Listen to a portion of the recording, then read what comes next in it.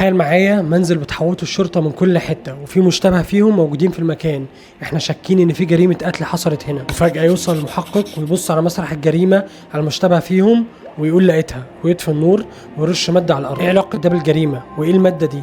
تعال نبص على المعلومة. خلينا الاول نبص على شكل التحقيق في جرائم القتل زمان كان عامل ازاي، اللي كان بيعتمد على الرؤية العادية او الشهود وبعد كده البصمات. المحقق وقتها كان بيبص على مسرح الجريمة كويس ويدور بعينيه على اي بقعة دم او اثر ليها، اللي طبعا بيكون المجرم مسحها كويس. كان بيستخدم المية او الاكسجين او محلول بريكسيد الهيدروجين على بقع هو شاكك فيها. لو في فقاعات او تغير في اللون يبقى غالبا كان في دم هنا. لكن في سنة 1928 هتشوف عالم في الكيمياء من المانيا اسمه والتر سبيك، كان شغوف بتجارب الضوء البارد، وهو نوع من الإضاءة بيحصل من غير حرارة مش زي النار أو المصباح. لما كان بيجرب مركبات عضوية ممكن تضيء لوحدها لو اتفاعلت مع مواد تانية، وأثناء التجربة خلط الليمونول بمادة مؤكسدة زي بروكسيد الهيدروجين في وسط قلوي، يعني فيه صودا كاوية، فلاحظ إنها بدأت تتوهج بلون أزرق في الضلمة. وبعد شوية تجارب لاحظ إن المادة دي ممكن تتفاعل بشكل أكتر لو في مادة معاها اسمها الFe حديد. إيه علاقة